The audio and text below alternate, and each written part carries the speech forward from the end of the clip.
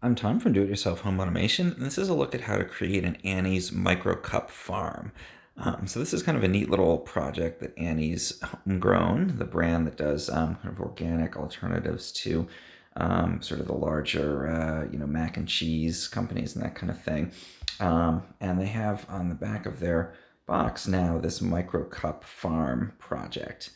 So the idea is that if you have one of their mac and cheese products that uses one of these disposable cups, you can recycle it, but ideally recycling is sort of not the best way to handle reusable waste.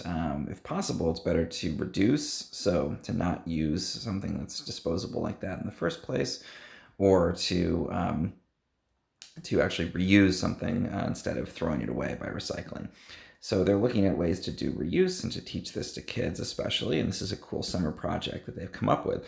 So this is on the inside of the label for Annie's mac and cheese that comes in these microwavable containers, and they're suggesting creating these micro cup farms. The concept is that you take that cup and you turn it into a little micro garden that you can put on your windowsill, and it's a nice way to reuse that cup and do something interesting with it.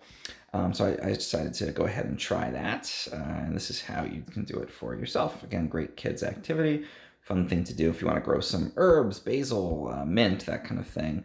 They suggest as good things to actually use for this. So let's take a look at what it takes to make an Annie's Micro Cup farm. So first you take the cup itself, obviously eat the mac and cheese out of it, it's delicious. Then peel the label off, that's what I'm doing here. The next step I did was actually to put it on the top rack of the dishwasher and just run it through. You could hand wash it too really thoroughly, but you just want to get any kind of residue from the mac and cheese out of there. So I just ran it through the dishwasher on a full cycle on the top rack, and that worked out fine. Then you're going to punch a hole in the bottom of it. This is a little bit harder to do than you might expect. The bottom of this is surprisingly solid, so just be careful. I used a pair of kitchen shears and I just punched through there. You can see the little holes that I created. You can see that recycling mark on there. So it is recyclable. That's always obviously an option, easier than creating a garden out of it. But again, reuse is always better than recycling, and that's a good lesson to start to teach people and start to teach kids. So I think it's a good project. Then you want to put a drip tray of some kind under. In keeping with the spirit of reuse, I used a yogurt container for my drip tray, so I put it under there. And that way when you water the garden, the water that comes out the bottom doesn't just go out onto your countertop. Then I filled it with some potting mix. I used a potting mix from just from the Target. It's got a little bit of fertilizer mixed in. It's from Miracle-Gro.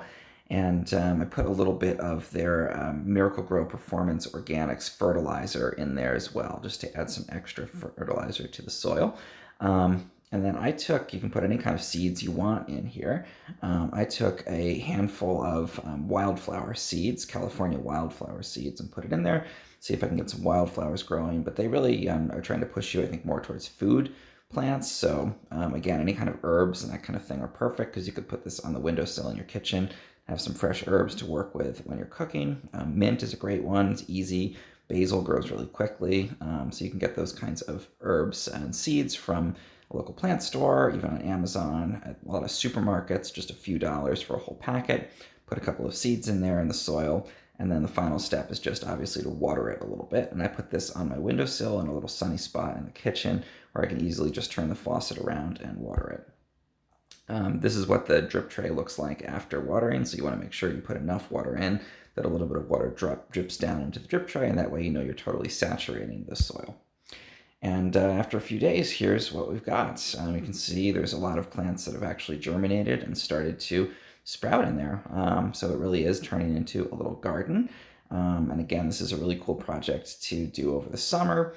It's super easy, basically free. I mean, all you need to do is get the soil and the seeds. You can even use a handful of garden soil if you needed to. And it's a great project just to have a little green in your space. Here I'm going to try to grow flowers, but you could also, again, grow kitchen herbs. And it's a great project for kids, working in, obviously, the gardening element to it. Something you can do even in a small apartment or a tiny space. And it also teaches that concept that recycling is great, but reducing, so not using as much and consuming as much in the first place, or if you are going to consume something, finding a way to reuse it instead of just throwing it away through recycling is the better strategy. If you found this helpful in any way, and please subscribe to my channel. It really helps, and consider making your own Andy's Micro Cup Farm.